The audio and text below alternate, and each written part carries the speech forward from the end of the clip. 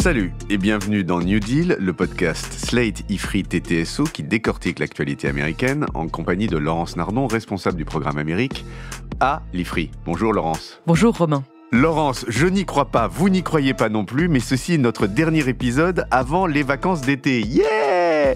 Et avant, bien entendu, les hors-séries que vous nous préparez. Alors j'ai un ton bien guilleret, mais enfin quand même cette semaine, on a fêté un anniversaire qui ne me rend pas moi et qui ne vous rend pas vous, je pense, très guilleret, qui est l'anniversaire de l'arrêt Dobbs. Vous savez, cet arrêt d'il y a 2 ans, pris par la Cour suprême et qui a supprimé la garantie fédérale du droit à l'IVG. Cet arrêt Dobbs fut la concrétisation la plus évidente du virage conservateur qu'a pris la Cour suprême sous l'effet des nominations de juges auxquelles a procédé Trump.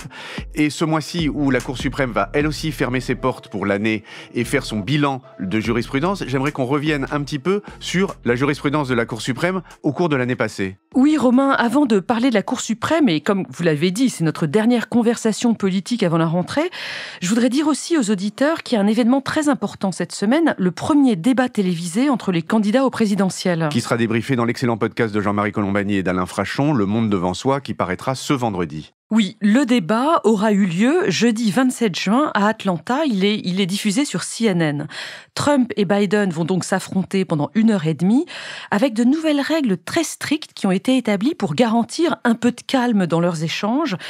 Concrètement, lorsque l'un des deux aura la parole, le micro de l'autre sera coupé. Ah oui, on en est là quand même. D'autant plus qu'il y a beaucoup d'angoisse côté démocrate. Est-ce que Biden va tenir le coup, debout pendant 1h30 ? Ce qu'on sait en tout cas, c'est qu'il s'est préparé sur le fond de manière très exhaustive depuis plusieurs jours à Camp David. Mais pourquoi est-ce qu'ils sont aussi angoissés ? Parce que Biden avait été très bon lors de son discours sur l'état de l'Union en février. Oui, il avait été très bon et à cela s'ajoutent quelques sondages un petit peu meilleurs pour les démocrates au niveau national ces jours-ci. Ces sondages montrent notamment que la condamnation de Trump dans l'affaire Stormy Daniels a un impact sur sa popularité et fait un petit peu baisser ses chiffres à lui, Trump, dans les sondages. On reviendra là-dessus, bien entendu, à la rentrée. Ça va être le fil rouge de notre podcast pour l'année prochaine. Mais passons maintenant à la Cour suprême. Qu'est-ce que vous pouvez nous dire de son bilan ? Depuis 4 ans que la Cour a basculé du côté conservateur avec les nominations de Trump dont vous parliez, je vous rappelle leurs noms, il s'agit de Brett Kavanaugh, de Neil Gorsuch et de Amy Coney Barrett. Eh bien, la popularité de l'institution est au plus bas. On estime, c'est un sondage Gallup, que 40% seulement des Américains ont une bonne opinion de la Cour suprême. La décision Dobbs de juin 2022 a pesé, bien sûr, mais aussi un certain nombre de problèmes de corruption absolument inédits qui ont touché certains juges. Mais ces juges étaient ceux justement nommés par Trump ? Non, ce sont des juges plus anciens, Clarence Thomas et Samuel Alito, qui sont eux aussi des juges conservateurs. Clarence Thomas, vous connaissez sans doute son nom, il a déjà trempé dans une sale affaire de harcèlement sexuel. Lors de sa nomination, c'était sous Bush père en 1991, c'était l'affaire Anita Hill. Il est aujourd'hui accusé d'avoir accepté plusieurs voyages de luxe offerts par un grand donateur du Parti républicain, Harlan Crow, sans les déclarer comme la loi l'y oblige. Il a depuis avoué les faits, mais on découvre d'autres voyages de luxe au fur et à mesure des semaines. Harlan Crow a fait aussi des cadeaux à toute la famille de Clarence Thomas. Il a notamment acheté la maison où habite la mère de ce juge et payé les frais de scolarité de son petit-neveu dans une école privée. Il y a beaucoup de choses qui sont reprochées à Clarence Thomas. Je ne vais pas tout lister, mais il y a encore une histoire de prêt non remboursé à un autre milliardaire pour acheter une caravane, un recreation vehicle de luxe. Quelque chose peut-être encore plus grave qui est reproché à Clarence Thomas, c'est l'activisme de sa femme, Ginny Thomas, extrêmement à droite et qui a soutenu l'insurrection du 6 janvier 2021. Vous savez, celle qui a dégénéré l'assaut du Capitole. Ok, bon alors ça c'était pour le dossier Clarence Thomas et pour celui de Samuel Alito. Récemment, les médias ont appris et révélé que le juge Samuel Alito a déployé un drapeau américain à l'envers devant sa maison au moment des élections de novembre 2020 et du 6 janvier. Alors, un drapeau déployé à l'envers, c'est un signe de reconnaissance entre Trumpistes. Il en a aussi déployé un autre devant sa résidence secondaire.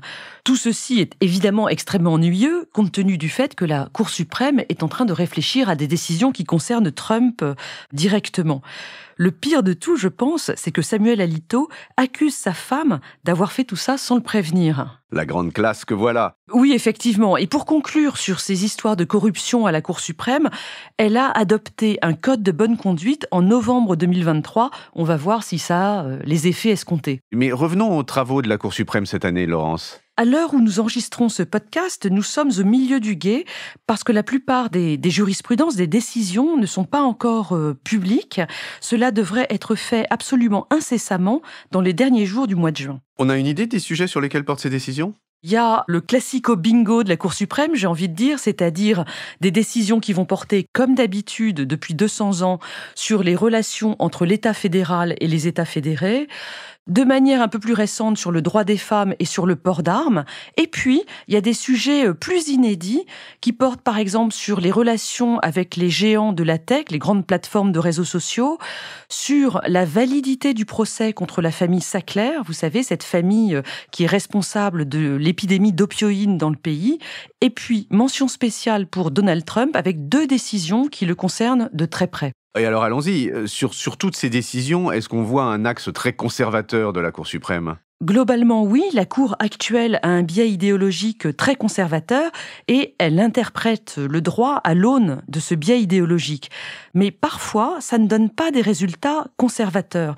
Il y a toujours des inconnus dans les décisions de la Cour. Vous nous donnez un exemple ? Prenons le droit des femmes. Le 13 juin, par un vote à l'unanimité, les juges de la Cour suprême ont confirmé le droit d'accès des Américaines à la mifepristone, qui est cette molécule qui se trouve dans les pilules du lendemain ou les pilules abortives. Cette décision, qui n'est donc pas du tout conservatrice, la Cour suprême l'a adoptée sur un point de droit parce qu'elle a estimé que les plaignants, enfin ceux qui voulaient abroger l'accès des Américaines au mifepristone, n'avaient pas de qualité pour agir. Mais attention, on attend ces jours-ci une autre décision de la Cour sur le droit des médecins à réaliser des avortements en salle d'urgence dans le cadre d'une disposition de Medicare. Et là, c'est peut-être au contraire une décision conservatrice, anti-IVG, que la Cour adoptera. Et alors sur l'autre grand combat conservateur aux États-Unis, celui du port d'armes, qu'est-ce qu'on constate ? On constate la même chose, c'est-à-dire des décisions qui vont dans des sens apparemment différents. Sur le port d'armes, donc, le 14 juin, à 6-3, la Cour a remis en cause l'interdiction des bump stocks promulguée sous le mandat de Donald Trump.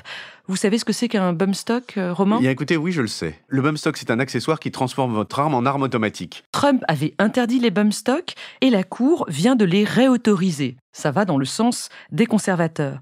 Mais le 21 juin, à 8-1, la Cour a jugé qu'une loi fédérale interdisant la possession d'armes à feu aux personnes sous injonction d'éloignement pour violence domestique était OK, qu'elle ne violait pas le 2e amendement. On souffle un peu le chaud et le froid à la Cour suprême alors. Mais oui, la Cour est clairement imprévisible. Et sur des sujets vraiment toujours plus importants les uns que les autres. Donald Trump peut-être ? Le 4 mars, à l'unanimité, la Cour a confirmé l'éligibilité de Trump dans les élections présidentielles de 2024. Elle a donc rejeté la contestation du Colorado, on en avait parlé, au titre du 14e amendement qui interdisait à des insurgés d'exercer une fonction élective. Mais la Cour doit annoncer dans les jours qui viennent si Trump bénéficie cette fois-ci de l'immunité. Les avocats de Trump ont plaidé le fait que Trump ne pouvait pas être poursuivi dans les procès en cours parce qu'il était président au moment des faits.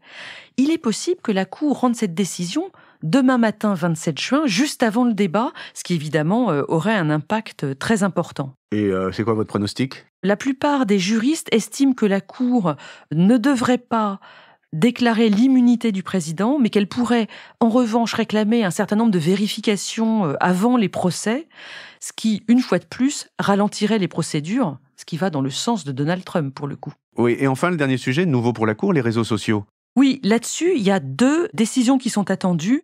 Du contrôle de constitutionnalité, pour parler comme Laurent Fabius. La première décision qu'on attend, c'est à propos de lois qui ont été adoptées au Texas et en Floride, des lois qui veulent interdire aux plateformes de modérer leur contenu. Les plateformes, déjà, ont du mal, mais parfois, il leur arrive de retirer les contenus complotistes et trop conservateurs. Or, le législateur texan et floridien estime que les plateformes ont un biais anticonservateur et modèrent dans un sens trop progressiste. C'est pour ça que ces lois ont été adoptées. La Cour suprême va devoir décider si ces lois violent ou non le premier amendement à la Constitution qui garantit la liberté d'expression. Les juristes consultés estiment que la Cour suprême pourrait interdire ces lois parce que les plateformes ont le droit au choix éditorial, ça fait partie de leur liberté d'expression. La deuxième décision qu'on attend, c'est sur un sujet très proche, mais là c'est l'État fédéral qui cherche à faire supprimer certains contenus par les plateformes, en l'occurrence des contenus qui sont de la désinformation. Est-ce que c'est constitutionnel ou pas ? La Cour va devoir décider si c'est coercitif ou incitatif, et donc si ça peut marcher. Pour conclure, Romain, toutes ces décisions qu'on attend dans les jours qui viennent auront des conséquences extrêmement importantes sur la vie politique et sur la vie quotidienne des Américains. Nous aurons certainement l'occasion d'en reparler. Si nous vivons encore dans un régime où l'on peut s'exprimer librement. Je vous remercie Laurence pour ce podcast, je vous remercie encore plus pour toute cette année passée à vos côtés à apprendre sur les États-Unis chaque semaine. Nous nous retrouvons cet été avec nos podcasts hors série et d'ici là, excellentes vacances à vous tous, chers auditeurs et chères auditrices, et faites de beaux pâtés de sable. Bonnes vacances, Laurence. Merci Romain, bonnes vacances, à très bientôt. Retrouvez New Deal chaque semaine sur Slate Audio et toutes les plateformes de podcast.